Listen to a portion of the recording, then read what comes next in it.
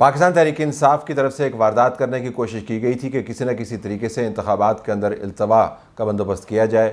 اس تمام کوشش کو سپریم کورٹ نے کل پکڑ لیا، بلکہ گردن سے پکڑ لیا اور گردن سے دبوچ کر اس کا کلا کما کر دیا اور بتایا کہ آپ کو الیکشن کمیشن کو ہر حال میں آج ہی الیکشن کا شیڈیول جاری کرنا ہے، اور اب وہ شیڈیول جاری ہو گیا ہے جو اس وقت آپ کے سامنے ہے. واردات پکڑے جانے کے بعد اب گڑبڑائے ہوئے ہیں. واردات کی کیا تھی؟ بنیادی طور پر خام خواہ کا ایک اعتراض اٹھایا عین وقت پر جب شیڈیول جاری ہونے والا تھا، کیونکہ آپ کو پتہ ہے کہ دن جب کم رہ جائیں اور شیڈیول جاری ہو تو خاص مدت چاہیے ہوتی ہے شیڈیول جاری ہونے کے بعد تمام معاملات کو طے کرنے کے لیے اور الیکشن کیمپین چلانے کے لیے 54 کے قریب دن چاہیے ہوتے ہیں. وہ 54 دن پورے نہ کروانے کے لیے لاہور ہائی کورٹ کے اندر ایک پٹیشن موو کی گئی. پاکستان تحریک انصاف کے آفس ہولڈر ہیں، ان کے بارے میں بتایا گیا کہ باقاعدہ عمران خان کو پٹیشن دائر کرنے کے بعد انہوں نے بتایا، عمران خان نے اس کو اپروو کیا، اور اس کے اوپر جس تیزی کے ساتھ لاہور ہائی کورٹ کے جج صاحب نے فیصلہ دیا تو پتہ ہی چلا کہ جیسے اس سے زیادہ اہم معاملہ ہے ہی کوئی نہیں. اور اس ادا کیا تھی کہ آپ نے بیوروکریسی سے لوگ نہیں لینے جن کے ذریعے انتخابات کروانے ہیں، آپ نے جوڈیشری سے لینے ہیں، جانتے ہوئے کہ جوڈیشری اس کے اوپر پہلے انکار کر چکی ہے. وہ معاملہ کل سپریم کورٹ نے بہرحال طے کر دیا، اور یہ بھی بتایا کہ جو جج صاحب نے فیصلہ دیا ہے وہ بنیادی طور پر سوالیہ نشان کے طور پر یہ ایشو اٹھایا گیا کیا انہوں نے اپنے چیف جسٹس کے خلاف ریٹ دائر کی ہے. تو وہ واردات پکڑی گئی اور اب وضاحتیں کرتے پھر رہے ہیں ہم تو جلدی انتخابات کروانا چاہتے تھے. یہ سنیے گوہر صاحب، جن کے اعتماد میں بہت زیادہ اضافہ ہوا ہے جب سے ان کو یہ رتبہ مل گیا ہے کہ وہ پاکستان تحریک انصاف کو ریپرزینٹ کریں. وہ آپ کو کیسے آئیں بائیں شائیں کرتے ہوئے نظر آتے ہیں کہ ایک طرف سے اپنی پٹیشن کو جسٹیفائی بھی کر رہے ہیں کہ ہم نے دائر کی تھی، دوسری طرف یہ بھی کہہ رہے ہیں کہ ہم انتخابات کو ڈیلے نہیں کرنا چاہتے تھے. گوہر صاحب، کل سپریم کورٹ نے توہین عدالت کا نوٹس جاری کیا ہے عمیر نیازی کو، جو آپ کی پٹیشن تھی لاہور ہائی کورٹ میں. کل آپ کا کوئی وکیل بھی پیش نہیں ہوا. دیکھیں، پہلے دن کوئی وکیل پیش نہیں ہوتا، یہ سپریم کورٹ کا طریقہ کار ہی ہے، کیونکہ آپ کے بھی تب فائل کر سکتے جب آپ کے پاس سرٹیفائڈ کاپی آئی ہو، کیونکہ ابھی تک کچھ ملا نہیں تھا، وکیل پیش نہیں ہو سکتا. لیکن دیکھیں، ہم تو الیکشن کی کسی صورت ڈیلے نہیں چاہتے. ہم نے ہمارے ایک استدعا ضرور رہی ہے اور رہے گی ہمیشہ سے کہ free fair and transparent election کے لیے آر اوز کا ہونا یہ اس بات کی عکاسی ہوگی کہ الیکشن فری فیئر ٹرانسپیرنٹ نہیں ہوں گے. چیف جسٹس نے کہا ہے کہ یہ جو پٹیشن دائر کی گئی ہے یہ جمہوریت کو ڈیریل کرنے کا منصوبہ ہے. میں یہ سمجھتا ہوں لگ رہا ہے کہ پی ٹی آئی کو کٹہرے میں کھڑا کر دیا گیا.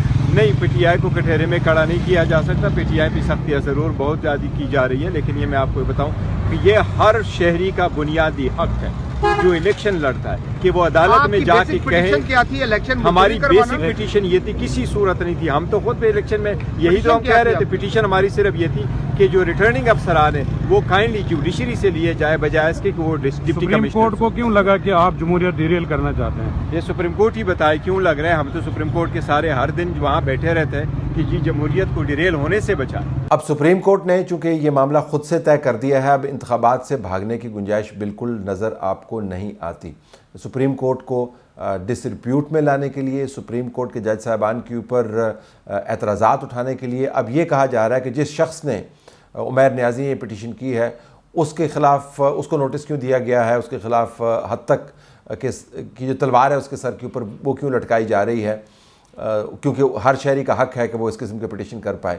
ہر شہری کا حق یقیناً ہے، لیکن کسی بھی شہری کا یہ حق نہیں ہے کہ وہ بدنیتی کے ساتھ واردات کرنے کے لیے کورٹ کا وقت ضائع کرے اور مل ملا کر بعض ججوں کے ساتھ پاکستان کی تاریخ کے اہم ترین انتخابات جو ہونے والے ہیں ان کو معطل کرے. الیکشن کمیشن نے شاید جلدی کی، لاہور ہائی کورٹ کے آرڈر کے آنے کے بعد ان کو تھوڑا سا تحمل کرنا چاہیے تھا اور اپنے آر اوز اور ڈی آر اوز کی ٹریننگ کا بندوبست جو ہے وہ معطل نہیں کرنا چاہیے تھا، لیکن ان کی بھی مجبوریاں تھیں. بہرحال اب یہ رکاوٹیں ہٹ گئی ہیں. دلچسپ بات یہ ہے کہ جن شفاف انتخابات کا یہ ذکر کرتے ہیں، جس نظام کے ذریعے انتخابات کروانا چاہتے ہیں کہ جوڈیشری سے آفیشرز لیے جائیں جو ریٹرننگ آفیسرز بنے اور ڈسٹرکٹ ریٹرننگ آفیسرز بنے، جنہوں نے کاغذات کی ویٹنگ کرنی ہے اور الیکشن کو عملی طور پر سپروائز کرنا ہے، ان کی موجودگی میں جو انتخابات ہوئے، پاکستان تحریک انصاف نے ان انتخابات کو بھی نہیں مانا اور ان کے اوپر اعتراضات اٹھاتے رہے، کبھی حلقے کھلواتے رہے اور یہ اصطلاح بنائی کہ آر اوز کے الیکشن ہے. تو ہر الیکشن جس کے اندر ریٹرننگ آفیسر ہوگا، ریٹرننگ آفیسر کے بغیر تو آپ انتخابات نہیں کروا سکتے.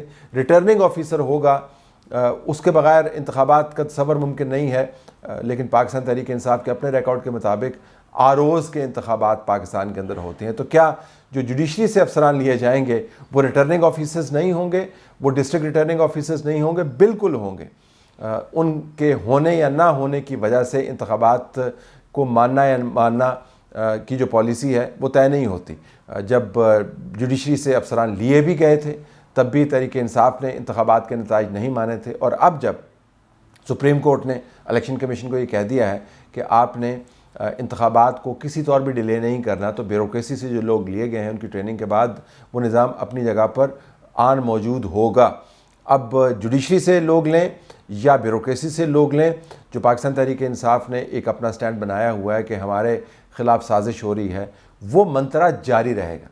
لاہور کے اندر پٹیشن کو موو کرنا، اس کے ذریعے انتخابات کو معطل کروانے کا جو عمل تھا وہ رک گیا ہے، لیکن اس کے اندر ہمیں میرے خیال میں جوڈیشری کے بارے میں بھی بات کرنی چاہیے۔ وہ کیسے جج ہوں گے جو یہ جانتے ہوئے کہ پہلے سے ہی پاکستان انتخابات کے حوالے سے کتنے تذبذب کا شکار ہے، جانتے بوجھتے ہوئے اس قسم کی فریولس اور بدنیتی پر مبنی پٹیشنز کو انٹرٹین کریں، نہ صرف انٹرٹین کریں بلکہ ان کے اوپر فیصلے بھی جاری کریں۔ تو محترم سپریم کورٹ کے جج صاحبان ہیں جنہوں نے اس سیاسی سازش کو پکڑا ہے، ان کو جوڈیشری کے اندر جو گھس بیٹھیے بیٹھے ہوئے ہیں، جو ہر موڑ کے اوپر آ کر کسی نہ کسی طریقے سے ایک خاص سیاسی جماعت کے لیے واردات کرنا چاہتے ہیں، ان کا بھی تدارک کرنا چاہیے۔ جب تک یہ لیتھل کمبینیشن قائم رہے گا، آپ کو ہر موڑ کے اوپر غیر یقینی کی صورتحال پیدا ہوتی ہوئی نظر آتی رہے گی۔ بہرحال یہ واردات تو ختم ہوئی، دیکھتے ہیں کہ اگلی واردات کیا ہوتی ہے، اس کا رد عمل کیا آتا ہے۔